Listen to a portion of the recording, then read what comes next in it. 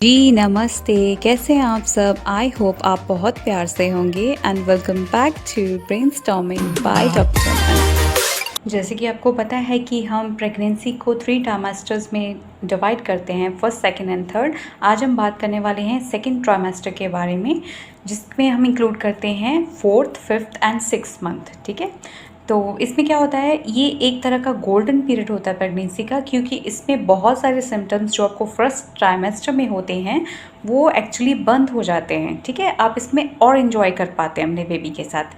इसमें क्या होता है कि आपके जो फीटस का लेंथ है, उसकी हाइट है, वो 12 to 14 इंचेस हो जाती है और उसका वेट भी बढ़ जाता है टू 1 kg। जो हार्ट है वो फंक्शनिंग करना स्टार्ट कर देता है, लंग्स आपके डेवलप होने शुरू हो जाते हैं बेबी के, उसके टोज़ और फिंगर्स और उसके ऊपर नेल्स भी आने शुरू हो जाते हैं। पहले जो फिंगर्स हैं वो जुड़े हुए रहते हैं, पर इस पीरियड में वो खुल जाते हैं आराम से। 24 वीक्स के अंदर अंदर जो बेबी है उसके ईयर्स भी डेवलप हो जाते हैं और उसकी जो सुनने की क्षमता है वो भी विकसित हो जाती है। लाइक वो अपनी मॉम की जो वॉइस है सब उस पर सबसे ज़्यादा रिएक्ट करता है और किक भी करता है कई बार। तो फीटस के अराउंड एमनियोटिक फ्लूइड होता है, जैसे कि आपको पता है, और थोड़ी सी बहुत फैट भी होती है जमा बेली पे। इस वजह से उसको थोड़ा कम सुनाई देता है, बट वो रिस्पॉन्ड ज़रूर करता है आपकी बातों पे। इसलिए मदर को हमेशा अपने बच्चे के साथ बातें करते रहना चाहिए ताकि एक स्ट्रॉन्ग कनेक्शन बिल्ड हो जाए। बेबी क्या देख भी सकता है? जी हाँ, इस वक्त उसकी आंखें भी डेवलप हो रही होती हैं, आंखें बंद होती हैं, पर उसके अंदर उनकी मूवमेंट जो है वो हमेशा चलती रहती है। मदर के पेट के ऊपर टॉर्च से हम रोशनी करेंगे तो बेबी को अंदर फील हुआ कि कुछ लाइट आ रही है, दिन है या रात है, वो एकदम मेक आउट कर पाएगा। उससे बेबी अपना स्लीपिंग पैटर्न भी डिसाइड कर लेता है कि अब मुझे सोना है, रात हो गई है, अब मुझे जागना है। ये सब अपने अकॉर्डिंग वो सेट कर लेता है। इस पीरियड में वो अपने फिंगर्स को ऐसे मूवमेंट दे सकता है क्योंकि उसका जो ब्रेन है वो कोऑर्डिनेशन में होता है।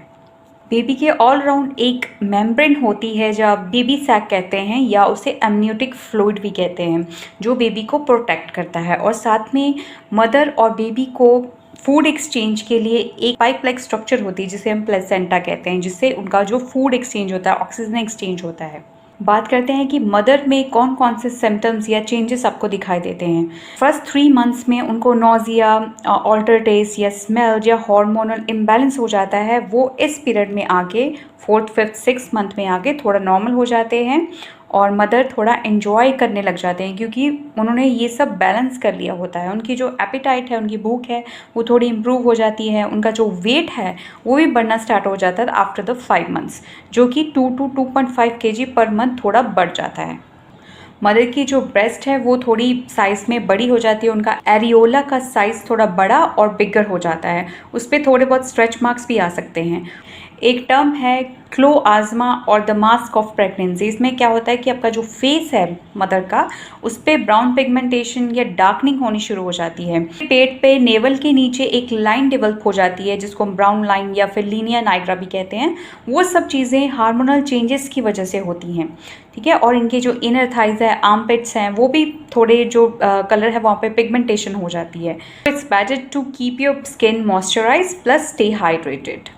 इन मंथ्स में जो अपने टमी का साइज़ वो बड़ा हो जाता है, इस वजह से स्ट्रेचिंग, स्किन की स्ट्रेचिंग बहुत होती है, जिस वजह से स्ट्रेच मार्क्स आने के जो चांसेस है वो बढ़ जाते हैं। ये लोग बोलते हैं कि स्ट्रेच मार्क्स इचिंग से आते हैं, but no, it's because of the size of the baby और स्किन यू हैव। जब वो स्ट्रेच हो जाती है उस वजह से स्ट्रेच मार्क्स आते हैं। अप्लाई देसी घी या फिर कोकोनट ऑयल या आलमंड ऑयल। मदर्स के नोज़ के अंदर ना एक म्यूकस मेम्ब्रेन होती है जो कि स्वेल हो जाती है, जिसकी वजह से नोज़ जो है वो स्टफ़ी लगता है, कि बस सांस लेने में प्रॉब्लम आती है।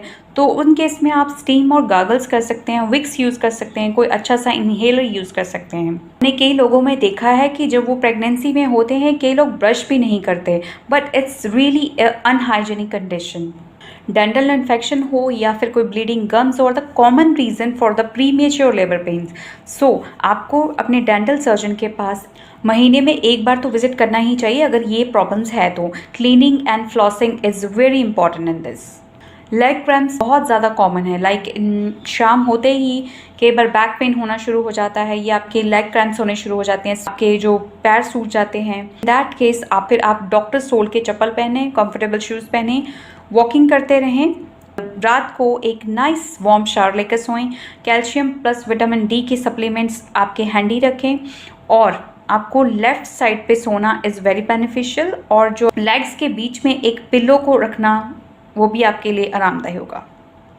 अगर आपको अब नॉर्मल वेजिनल डिस्चार्ज फील हो रहा है ग्रीनिश कलर का, तो visit your doctor as soon as possible.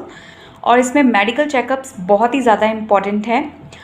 आप एक रिमाइंडर या फिर एक चार्ट बना के रख लें कि वंस इन 3 वीक्स आपको डॉक्टर के पास ज़रूर जाना है फॉर अल्ट्रासाउंड। अपॉइंटमेंट लेके ही जाएं, ओके। उसमें डॉक्टर आपको आपकी हिस्ट्री चेक करेंगे, आपका ब्लड प्रेशर, आपका वेट और heart beat of the baby ज़रूर चेक करेंगे।